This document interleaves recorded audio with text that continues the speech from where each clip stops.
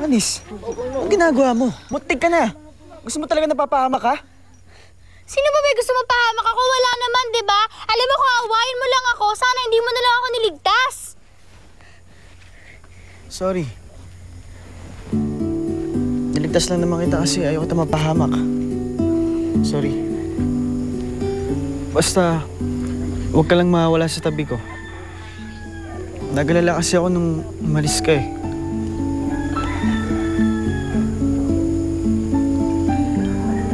Ace, salamat sa pagligtas mo sa akin, ha. Pasensya ka na kung nasigawan kita. Wala yun. Ano ba kasi yung binato mo sa apoy? Narinig ko kasi yung boses nila Itay kanina eh. Pinapahirapan na naman sila ni Esmeralda kaya humingi ako ng tulong kay Wally.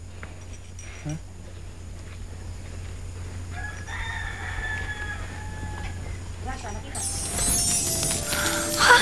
Ano yan? Ayun na! Sa ulo mo!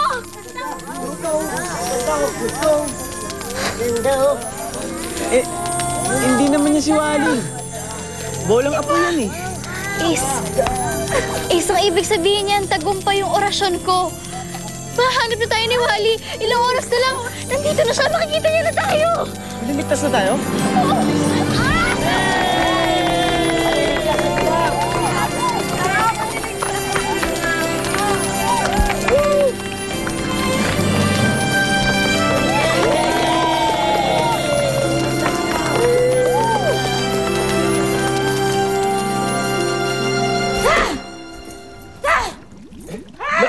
Madam, parang awa mo na, itigil mo na yan. Ako rin maglilinis niyan eh. Siya! Tumigil ka!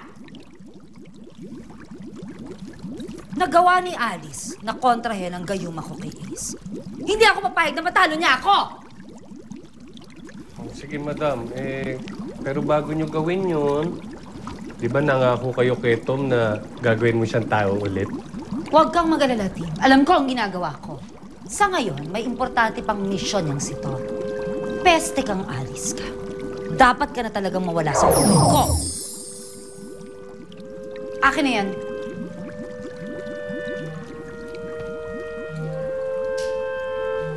Tom, nod mus is Alice.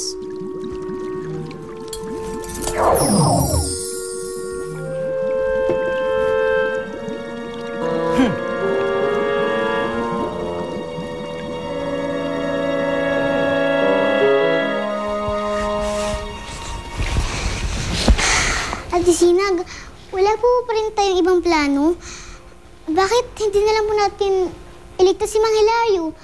Tsaka natin hanapin si Ate Alice. Oo nga po, ate.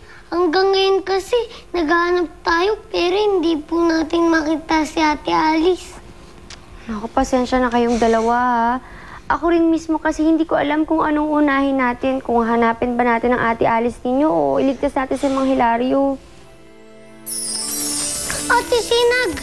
Oh, huwag kayong matakot, ha. Alam ko kung anong ibig sabihin ng bolang apoy na yan. Pinadala yan ng Ate Alice ninyo para makita na natin siya. Talaga po? Oo. Ang kailangan lang natin gawin ay sundan ang bolang apoy na yan para makita na natin ang Ate Alice ninyo. Sige!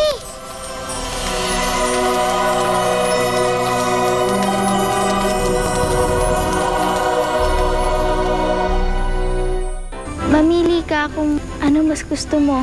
Yung galit sa puso mo o yung pagmamahal ng tatay mo. Gari lang. Halimbawa, sabi ng tadhana, kung magkakabalikan pa kaya tayo, anong sagot mo? Salamat sa concern, Alice, ha. Pero dapat ang isipin natin ngayon kung paano natin maliligtas yung magulang mo. Sigurado ako kung ano man ang ginagawa niya si Esmeralda, anak natin ang pinupuntiryan niya. Tanggalin mo to! Tanggalin mo to! Nawala ang bolang apoy! Paano natin hanapin niya si Alice? Iniligtas tayo ng palaka. Baka nga tama si Ate Gracia, meron siyang gustong sabihin sa atin. Baka alam niya kung paano tayo makakaalis dito.